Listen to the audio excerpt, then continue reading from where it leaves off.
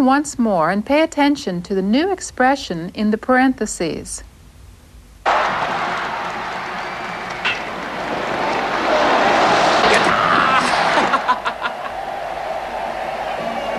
性の当たりです。そのまま入っていきました。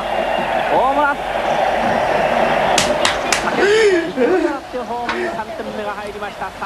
加藤さんはビールを飲みながらテレビを見ています。加藤さんはビールを飲みながらテレビを見ています。 Can you guess what it means? That's right.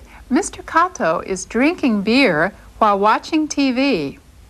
Let's see some more examples of nagara, which is used when we want to say that someone is doing something while doing something else.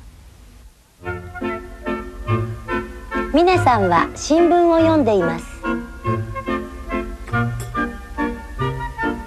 ミネさんはコーヒーを飲みながら新聞を読んでいます。ミネさんはコーヒーを飲みながら新聞を読んでいます。海宝さんも新聞を読んでいます。海宝さんはお菓子を食べながら新聞を読んでいます。海宝さんはお菓子を食べながら新聞を読んでいます。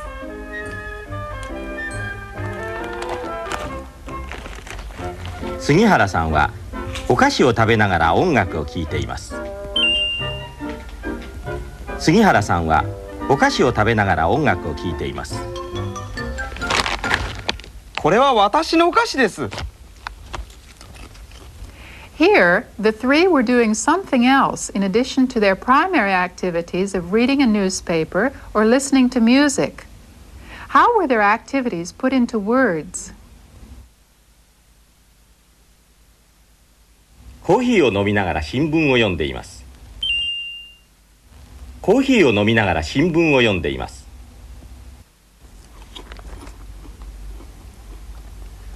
お菓子を食べながら新聞を読んでいます。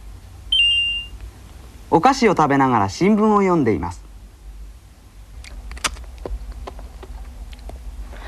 お菓子を食べながら音楽を聴いています。お菓子を食べながら音楽を聴いています。Mine-san was drinking coffee as he read the newspaper, and Kaiho-san and Sugihara-san were both nibbling, he while reading the paper, and she while listening to music. Well, how do we join this nagara to a verb? It's easy.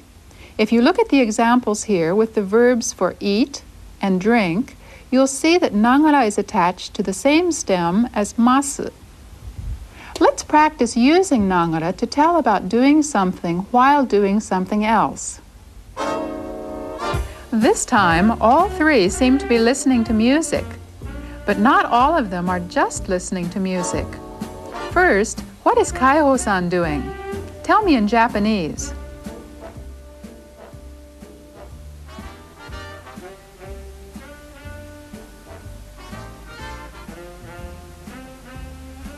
海宝さんはコーヒーを飲みながら音楽を聴いています。海宝さんはコーヒーを飲みながら音楽を聴いています。How about Sugihara-san? What is she doing?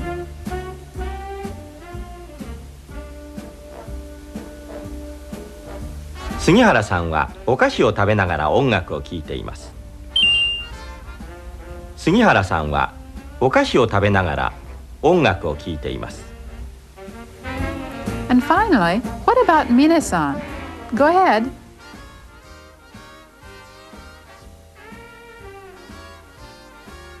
ミネさんは音楽を聴いています。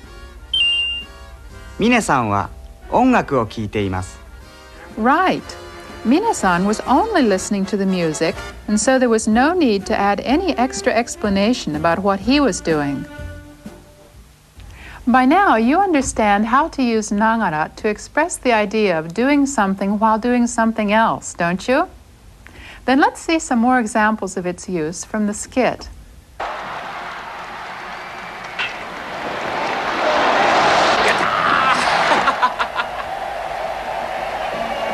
性の当たりです。そのまま入っていきました。大村手ホームに3点目が入りました。3対2。加藤さんは飲みながらテレビを見ています。 Weren't you able to get a little more of that this time compared with the first time we showed it to you? Then let's see another sentence to which extra explanatory material has been added. 湿度が 73%。今日の最高気温が29。加藤さんは同じ試合をテレビで見ています。涼しい夏です。バッターボックス佐野です。元井回り込んで遠いところから一塁へ。セカンドキャンパスの後ろの方です。太郎と緑は今野球場でヤンさんと一緒にこの試合を見てますよ。太郎と緑は今野球場でヤンさんと一緒にこの試合を見てますよ。Let's examine the Kato's conversation more closely. First of all, since he didn't see Taro and Midori around anywhere, he asked his wife about them. How did he phrase his question? 太郎と緑は太郎と緑は He completely omitted the predicate, didn't he? In replying that Taro and Midori were then at the ballpark watching the same game, Mrs. Kato said this. 今野球場でヤンさんと一緒にこの試合を見ています。今野球場でヤンさんと一緒にこの試合を見ています。 It means now they are at the baseball stadium watching this game with Jan. Jan-san to ishshoni means together with Jan. She didn't need to add this in order to answer her husband's question, but she put it in anyway to give him a little extra information. Let's listen to their conversation once more. 太郎と緑は今野球場でヤンさんと一緒にこの試合を見てますよ。ヤンさんとこの試合を見てるのかヤンさんとこの試合を見てるのか